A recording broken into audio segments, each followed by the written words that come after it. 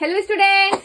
तो flashback series में हम पढ़ रहे थे इंडियन इकोनॉमिक्स और इंडियन इको में हमने सस्टेनेबल डेवलपमेंट वाला चैप्टर शुरू किया था।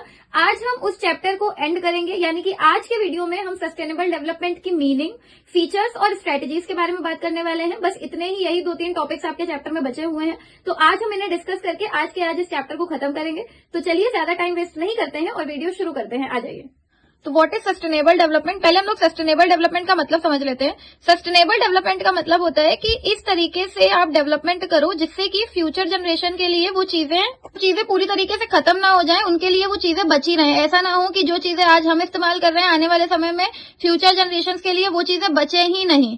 तो इसके लिए हमें सस्टेन्ड मैनर में डेवलपमेंट करना चाहिए ताकि उनको भी वो चीजें देखने को मिले, वो इन्वायरमेंट में वो भी रह पाए जिस इन्वायरमेंट में हम रह रहे हैं।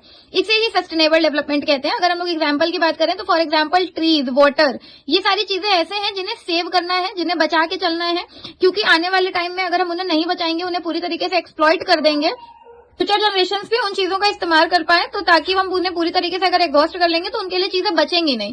तो इसे ही हम सस्टेनेबल डेवलपमेंट कहते हैं। देखते हैं इसकी मीनिंग।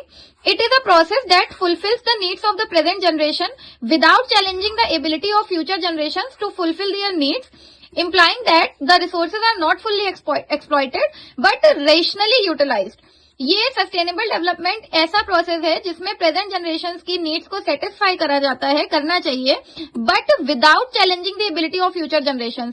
लेकिन ऐसा भी नहीं कर देना है कि फ्यूचर जनरेशन अपनी नीड सेटिस्फाई ना कर पाए, उनके लिए रिसोर्सेज ही नहीं बचे। तो रिसोर्सेज को इस तरीके से यूज करें सस्टेन्ड मैनर में कि वो फुल्ली एक्सप्लॉइट ना हो और उसका रेशनली यूटिलाइज्ड हो, मतलब वो इस तरीके से यूटिलाइज्ड हो कि वो वेस्ट भी नहीं हो और फ्यूचर जनरेशंस के लिए वो रिसोर्सेज बच सके। ऐसा ना हो कि पूरी तरीके से वो हम खत्म कर दें और आने वाली जो जनरेशंस है उनके लिए रिसोर्सेज नहीं बचे और उनको एक जो चीजें हमें मिल रही हैं वो उनको नहीं मिले। तो ये होता है सस्टेनेबल डेवलपमेंट। क्या है इसके? तो सस्टेनेबल डेवलपमेंट का पहला फीचर है rise in per capita income. हम सस्टेनेबल डेवलपमेंट तब कर सकते हैं, उसका मेन फीचर ही यही है, कैरेक्टरिस्टिक ही यही है कि लोगों की पर कैपिटा इनकम में राइज होना चाहिए। अगर लोगों की पर कैपिटा इनकम बढ़ेगी तो एक तरीके से उन्हें चीजें समझ आएंगी, उनका लिविंग स्टैंडर्ड बढ़ेगा, सोशल वेलफेयर बढ़ेगा। तो अगर rise in per capita income और राइज इन वेलफेयर हो जाए तो सस्टेनेबल डेवलपमेंट करना आसान हो जाएगा। नेक्स्ट है rational use of resources. Resources का रेशनल यूज होना चाहिए। रेशनल यूज का मतलब इस तरीके से इस्तेमाल करिए ताकि वो फुल्ली एक्सप्लॉइट ना हो, वो पूरी तरीके से खत्म ना हो, एग्जॉस्ट ना हो और आने वाली जनरेशंस को वो सारी चीजें यूज करने के लिए मिले। सस्टेन्ड ग्रोथ प्रोसेस, ग्रोथ करनी है बट सस्टेन्ड मैनर में। ऐसी ग्रोथ नहीं होनी चाहिए जिसमें आप पूरे रिसोर्सेज, अब जैसे इंडस्ट्रियलाइजेशन हो रहा है तो बहुत सारे कट किए जा रहे हैं जिनकी वजह से ग्रोथ हो रही है। तो ऐसी ग्रोथ किसी काम के लिए नहीं है जिसमें आप सस्टेनेबल डेवलपमेंट नहीं कर पा रहे हैं, पूरी तरीके से आप एनवायरमेंट को बर्बाद कर रहे हैं। तो इस तरीके की ग्रोथ नहीं होनी चाहिए। पॉल्यूशन चेक करते रहना चाहिए, ये देखते रहना चाहिए कि एनवायरनमेंट में हम जो भी चीजें करें, जो भी काम करें वो इस तरीके से करें ताकि पॉल्यूशन कम हो, क्योंकि अगर पॉल्यूशन बढ़ता रहेगा टाइम के साथ साथ तो सस्टेनेबल डेवलपमेंट पॉसिबल नहीं है, सस्टेनेबल डेवलपमेंट हो ही नहीं पाएगा। तो सबसे पहले तो आपको पॉल्यूशन पे एक आई बना के रखनी पड़ेगी, एक नजर बना के रखनी पड़ेगी कि पॉल्यूशन जितना हो सके कम से कम करें। तो ये होते हैं फीचर सस्टेनेबल डेवलपमेंट के। अब हम देखते हैं क्या क्या स्ट्रेटेजीज होती है सस्टेनेबल डेवलपमेंट में। फर्स्ट है use of eco friendly sources of energy. आप environment friendly energy sources use करें, जैसे for example solar energy use करें जो एनवायरमेंट फ्रेंडली है और उससे पॉल्यूशन नहीं होगा, रेडिएशन कम होगा। तो इको फ्रेंडली सोर्सेज यूज करें एनर्जी के लिए। एलपीजी यूज करें जिससे पॉल्यूशन कम हो, पॉल्यूशन कम होगा तो सस्टेनेबल डेवलपमेंट होगा।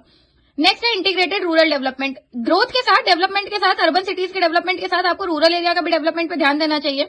इसलिए अगर रूरल एरिया का डेवलपमेंट होगा तो रूरल एरिया के जो लोग हैं वो अर्बन में माइग्रेशन कम करेंगे। जब वो अर्बन में माइग्रेशन कम करेंगे तो वहां के रिसोर्सेज एग्जॉस्ट नहीं होंगे।